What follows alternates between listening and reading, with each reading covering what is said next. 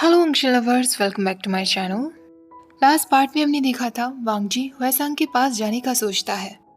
वांग जी बिल्कुल पेशेंस खो चुका था और वो बहुत जोर जोर से हुएसांग का दरवाज़ा नॉक किए जा रहा था। हुएसांग उससे कहता है, तुम एक बार फिर मेरे घर के दरवाजे के बाहर खड़े हो और इतनी जोर जोर से दरवाज़ा पीट रहे हो, क्या मैं जान सकता हूँ कि क्या हुआ है? वांग जी कहता है, आई एम सॉरी, पर मैं बिल्कुल इंतज़ार नहीं कर सकता था। वो अपार्टमेंट में अंदर चला आता है। हुएसांग कहता है, ठीक है, पर तुम्हें मेरे सीक्रेट को सीक्रेट रखना होगा और दगा को तो बिल्कुल मत बताना वांगजी ब्रदर। मेरी जिंदगी तुम्हारे हाथों में है।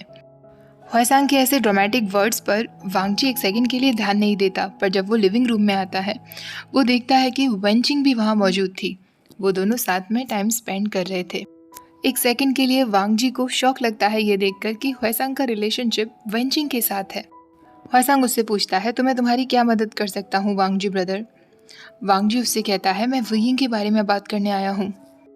मुझे लगता है उसके साथ ज़रूर कुछ हुआ है। वो अचानक से मुझे अवॉइड कर रहा है। क्या तुम लोगों को पता है? हुएसांग कहता है, तुम्हें उसके सोशल मीडिया पर थोड़ा ध्यान देना चाहिए। ऐसा कहकर वो अपना फ़ोन निकालता है और उससे कहता है, शायद इस बात से रिलेटेड कुछ हो सकता है। वांगजी देखता है कि वुयिंग ने वो हैलोवीन वाली फोटोग्राफ अपने सोशल मीडिया अकाउंट पर डाल दी थी, पर इस बारे में तो उसे ऑलरेडी पता था। तभी वेंचिंग कहती है, तुम्हें इसके कमेंट सेक्शन को रीड करना चाहिए। वांगजी कमेंट सेक्शन रीड करता है। सबसे पहले म्याम्या ने लिखा था, ओ माई गॉड, मुझे तो कोई आइडिया ही नहीं था, कॉन्ग्रेचुलेशंस। वेनिंग लिखता है, such a cute family moment, happy birthday वेगागा। पर बाकी कमेंट्स रीड करने के बाद वांगजी का खून खौल उठता है। वेंचाओ ने लिखा था, वेट, लांगवांगजी ने इसे प्रेग्नेंट कर दिया। विभूषण एक ओमेगा था, मुझे तो इस बारे में कभी पता ही नहीं था। तभी जिन जुशन लिखता है, अब पता चलता है कि वो इतना एनोइंग हमेशा क्यों रहता था।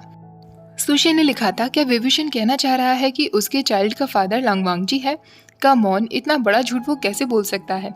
लांगवांगजी का बेटर टेस्ट होगा, इस जैसे इंसान में उसका टेस्ट बिल्कुल नहीं होगा। ये बच्चा किसी भी हालत में लांगवांगजी का नहीं है। वांग लिंगजाओ लिखती है, मुझे भी यही लगता है। विभूषण वैसे भी हर किसी के साथ फ्लर्ट करता रहता था। उसने तो वेंचाओ के साथ भी कई बार फ्लर्ट किया है। वेंचाओ एक और कमेंट लिखता है, बेचारे लांगवांगजी के लिए मुझे बहुत बुरा लग रहा है। वो इतना राइटियस है और उसे विभूषण जैसे इंसान के साथ इन्वॉल्व होना पड़ा।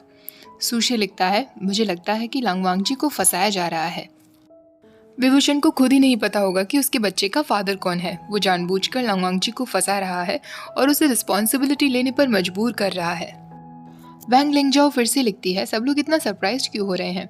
विभूषण को हासिल कर पाना इतना मुश्किल थोड़े ना था। वो लड़कियों के साथ मजे लेता रहता था, लांगवांगजी ने उसके साथ मजे ले लिए। मुझे तो ये लग रहा है कि कहीं लांगवांगजी की मौत ना हो जाए। विभूषण को पता नहीं कैसी कैसी बीमारियां होंगी। तभी म्याम्या कमेंट में लिखती है, तुम लोगों के साथ प्रॉब्लम क्या है? ओ माय गॉड, तुम लोग इतनी घटिया लाइंस लिख भी कैसे सकते हो? तभी सुशी लिखता है, विभूषण हमेशा ऐसा ही रहा है, कभी भी किसी भी अल्फा का हाथ पकड़ लेना, उसकी कमर पर हाथ रख देना, फ्लर्ट करते रहना।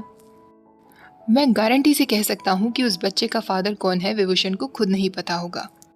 जिनजुशन लिखता है, म्याम्या की बातों को इग्नोर करो, हम सब जानते हैं कि हाई स्कूल में उसे विभूषण पर क्रश था, इसीलिए वो उसकी तरफ से बोल रही है। वेंचाओ लिखता है, मुझे एक आइडिया आया है, जल्दी से मुझे मैसेज करो। ये सारे कमेंट्स पढ़ते पढ़ते वांगजी को इतना गुस्सा आ रहा था कि उसने फ़ोन को बहुत टाइटली पकड़ लिया था। उसे लग रहा था कि फ़ोन उसके हाथ में ही टूट जाएगा। वेंचिंग कहती है, उसके बाद बुक शॉप में जो कस्टमर्स मिले थे उन्होंने वेइंग के लिए कोई परेशानी खड़ी की होगी। वांगजी अपनी आंखें बंद करता है और एक गहरी सांस लेता है। उसका गुस्सा बुरी तरह चढ़ रहा था। उसका मन कर रहा था कि वो अभी जाकर जिनजुशर और वेंचाओ के घर को आग लगा दे, पर फिलहाल उसके लिए विंग और आयुन को ढूंढना ज़रूरी था। वो हैसांग से पूछता है, क्या तुम्हें पता है कि वो अभी कहाँ है? वंचिंग कहती है, शायद वो अभी अपनी फैमिली के साथ होगा, ये सब की वजह से उसे बहुत बुरा फील हो रहा होगा। वांगजी अभी के अभी विंग के पास जाना चाहता था और उसे गले से लगाना चाहता था। वेंचिंग वांगजी से कहती है, तुम्हें अब उसे सब कुछ बताना ही होगा। विंग एक इडियट है, उसे खुद का दिमाग नहीं है। लोग उससे कहेंगे कि वो तुम्हारी लाइफ बर्बाद कर रहा है तो वो सच में इस बात पर विश्वास कर लेगा और तुमसे दूर हो जाएगा। उसे लगेगा कि वो और आयुन तुम पर बर्डन बन रहे हैं। वांगजी पूछता है, मैं उसे कैसे कन्विंस करूं? फैसांग कहता है, मैंने अभी तुम्हें बताया ना, जो भी तुम फीलिंग्स रखते हो उसके लिए, उसके साथ ऑनेस्ट रहो और अपने आप को कंट्रोल करना बंद कर दो। हर कोई ब्लाइंड मैन भी समझ सकता है कि तुम उसे कितना पसंद करते हो, पर वो ही नहीं समझ पा रहा है। वो डरा हुआ है क्योंकि तुम अपनी बात उसे क्लियर ही नहीं करते। वांग जी कहता है, मैं नहीं चाहता कि उसे प्रेशर्ड फील हो। हसांग कहता है, वे ब्रदर को प्रेशर्ड फील नहीं होगा, बल्कि वो तो बहुत खुश होंगे। वांग जी अब वहाँ से जाने ही वाला था, तभी वेंचिंग उसे रोकती है और अपना फ़ोन निकालती है। वो तुरंत वुयिंग को कॉल कर देती है।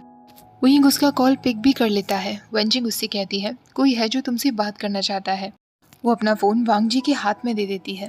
वांग जी कहता है, हेलो वुयिंग, प्लीज़ कॉल कट मत करना। मैंने कमेंट्स देखे, मुझे पता है कि तुम शॉप पर विजिट करने के लिए गए थे। मैं समझ सकता हूँ कि तुम्हें बुरा फील हो रहा होगा, पर प्लीज़ मुझे खुद से दूर मत करो। एक बार फिर से नहीं, मुझे अपना साथ देने दो वुयिंग। वुयिंग उससे सॉफ्टली कहता है, तुम फेयर नहीं खेल रहे हो लंजा, ये गलत है।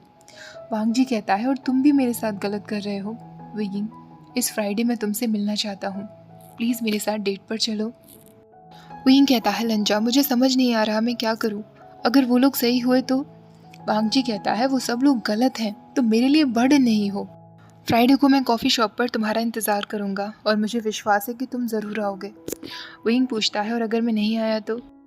वांग जी गहरी सांस लेते हुए कहता है, तो तुम मत आना, पर मैं फिर भी वहाँ इंतज़ार करता रहूँगा। मेरी फीलिंग्स तुम्हारे लिए और हमारे बेटे के लिए कभी चेंज नहीं होंगी। वुयिंग कहता है, गुड नाइट लंजा, और कॉल कट कर देता है। हसांग वांग जी से पूछता है, वाओ, क्या मैं भी कॉफ़ी शॉप आ सकता हूँ? वांग जी उसे एक अनइम्प्रेस्ड लुक देता है। हसांग कहता है, ठीक है, मैं समझ गया। वांग जी का फ़ोन कट करने के बाद वुयिंग सोच में पड़ जाता है। वो सोचने लगता है, लंजा और वेंचिंग कब से फ्रेंड्स बन गए। अब वो याद करने लगता है कि बुक शॉप में ऐसा क्या हुआ था जिसकी वजह से वो और भी ज़्यादा हर्ट हो गया था।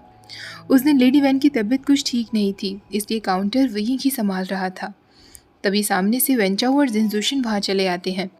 वेंचाओ वुयिंग को देखकर हंसी बनाने लगता है और उससे कहता है, तो तुम सच में एक ओमेगा हो। वो लोग उसे और भी ज़्यादा नीचा दिखाने के लिए सारी डिस्गस्टिंग चीज़ें कहते हैं जो भी वो कह सकते थे। वो उसे एक चैरिटी केस कहते हैं कि किस तरह जैंग्स को उस पर दया आ गई और वो उसे अपने साथ ले आए थे और अपने पालतू जानवर की तरह उसका ख्याल रखा, और इस पालतू जानवर ने उन जैंग्स का सिर नीचे झुका दिया। विंग ने ये सारे कमेंट्स ऑनलाइन भी पढ़े थे, पर वो अपनी पूरी कोशिश कर रहा था कि वो इन पर ध्यान नहीं देगा। वंजाओ कहता है, मैंने सुना है कि लांगवांग जी तुमसे नफरत करता था, फिर वो तुम्हारे साथ क्यों सोया?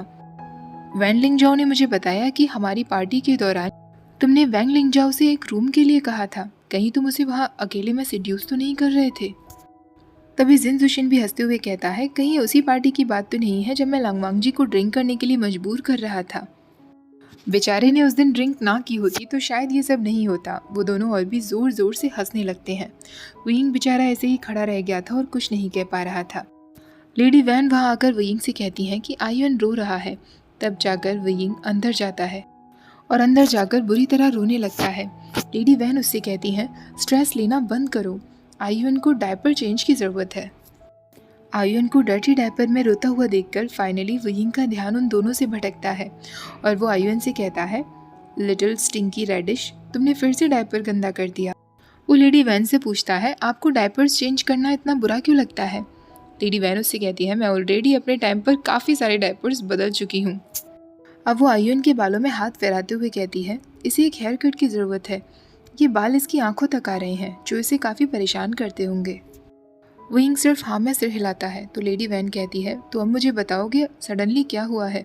तुम कहीं और रुकने के बारे में क्यों सोच रहे हो? क्या उस अल्फा ने तुम्हारे साथ कुछ किया है? वुयिंग कहता है, लंजा की कोई गलती नहीं है, उसकी तो कभी भी कोई गलती नहीं रही। लेडी वैन पूछती है, तो कॉलेज की वजह से, वर्क प्लेस पर कोई प्रॉब्लम है या आयुन की वजह से? वुयिंग एक गहरी सांस लेते हुए कहता है, मेरे हाई स्कूल के कुछ लोगों ने कुछ मीन बातें कही हैं। मैं लंजा को पसंद करता हूँ, पर मुझे बहुत डर है कि कहीं वो मेरी वजह से हर्ट ना हो जाए। मैंने बड़ी मुश्किल से लंजा के साथ एक नई शुरुआत करने के बारे में सोचा था, पर आज फिर से कुछ ऐसा हुआ जिससे मैं सोच में पड़ गया हूँ कि मुझे क्या करना चाहिए। लेडी वैन उससे पूछती है, ऐसा क्या हुआ? तो वुयिंग कहता है, कुछ लोगों को पता चल गया कि मैं एक ओमेगा हूँ और वो मुझे शॉप पर हैरेस करने के लिए आए थे। लेडी वैन गुस्से में कहती है, किसकी इतनी हिम्मत? मुझे उनके नाम बताओ वेवुशन, उन लोगों को मैं माफ़ नहीं करूँगी। उनकी इतनी हिम्मत कि मेरी शॉप पर आकर मेरे ही वर्कर को परेशान किया।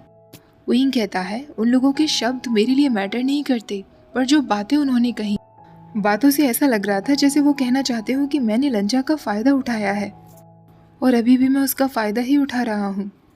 लेडी वैन कहती है, कुछ लोगों की बातों में तुम इतनी आसानी से आ गए। तुम ये सोचो कि तुम क्या चाहते हो। तुम उसके साथ नई शुरुआत इसलिए करना चाहते हो ना क्योंकि तुम उसके लिए फीलिंग्स रखते हो। अभी जो फ़ोन तुमने कट किया, क्या ये उसी का कॉल आ रहा था? वहीं घामे सिर हिला देता है। तो लेडी वैन कहती है, विभूषण वो तुम्हारी परवाह करता है। तुम एक दूसरे की इतनी परवाह करते हो, अपने बेटे के बारे में इतना सोचते हो, तो फिर शादी क्यों नहीं कर लेते हो? विभूषण, तुम्हें अपनी ज़िंदगी के लिए बैड एग्जाम्पल्स नहीं सोचने चाहिए।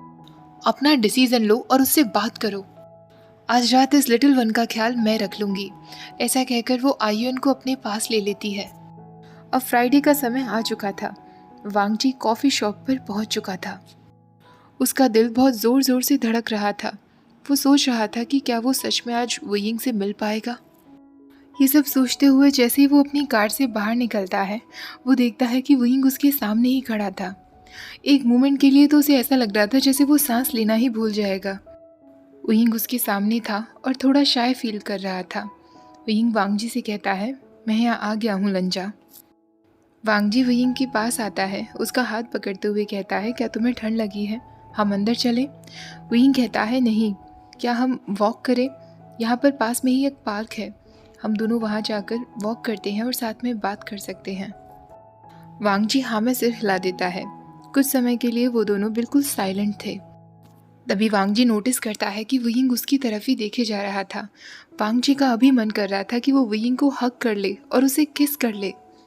वुयिंग वांगजी से कहता है, आंट यू आयुन का ख्याल रख रही हैं? वांगजी हाँ में सिर हिला देता है। कुछ टाइम बाद वो एक जेंटल स्माइल के साथ वुयिंग का नाम लेता है। तो वुयिंग कहता है, लंजा, तुम्हें पता है अंकल जियांग को मैं भी इसी तरह एक पार्क में मिला था। हमेशा से मुझे लगता था कि मुझे शुक्रिया अदा करना चाहिए उन चीज़ों का जो मेरे लक में नहीं थी फिर भी मुझे मिली, आंट जियांग की वजह से। मैं कुछ और ज़्यादा के लिए कभी रिक्वेस्ट ही नहीं कर सकता था। मैं और सेल्फिश नहीं हो सकता था, पर आज मैं सेल्फिश होना चाहता हूँ। मैं तुम्हें चाहता हूँ लंजा, क्या तुम मुझे सेल्फिश होने दोगे? वांगजी एक सेकंड के लिए खड़ा रह जाता है, पर वो वुयिंग की तरफ बढ़ता है और उसके चीक्स पर अपने हाथ रख लेता है। वो वुयिंग की आंखों में आंखें डालते हुए कहता है, वुयिंग, तुम सेल्फिश नहीं हो। मैं तुमसे कभी भी अपनी बातें क्लियर नहीं कर पाया जो मुझे बहुत पहले ही कर देनी चाहिए थी। वो अपनी जैकेट की पॉकेट में से एक छोटा सा पेपर का टुकड़ा निकालता है और वुयिंग को देता है। वुयिंग उसे देखकर कहता है, लंजा, तुम्हारे पास ये आज तक है? वांगजी कहता है, ये वो फर्स्ट गिफ्ट है जो वुयिंग ने मुझे दिया था, इसलिए मैंने हमेशा इसे संभाल कर रखा। वुयिंग, मैं तुम्हें लेकर अपनी फीलिंग्स के साथ डील नहीं कर पा रहा था, पर मैंने कभी भी तुम्हें नापसंद नहीं किया। मिडिल स्कूल में भी मेरी फीलिंग्स तुम्हारे लिए थी, बस मैं उन्हें समझ नहीं पा रहा था। उस रात वैन पार्टी वाले दिन मैं वहाँ सिर्फ इसलिए गया था क्योंकि मैंने सुना था कि तुम भी वहाँ जाने वाले हो। मैं बस मेक श्योर करना चाहता था कि तुम सेफ हो। मुझे तुम्हारी परवाह हो रही थी। मैं इस बात को एक्सप्रेस नहीं कर पाया क्योंकि मुझे नहीं पता था कि तुम भी मेरे लिए वही फील करते होंगे जो मैं तुम्हारे लिए फील करता हूँ। वो रात मुझे एक सपने जैसी लग रही थी क्योंकि वैसा सपना मुझे पहली बार नहीं आया था। उससे पहले भी मैं कई बार तुम्हारे सपने देख चुका था।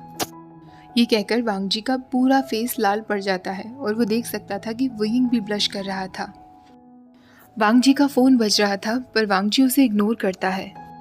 वुयिंग पूछता है, पर उस दिन मैंने जब तुमसे पूछा था तुमने कहा था कि तुम एक ओमेगा से शादी नहीं करना चाहते।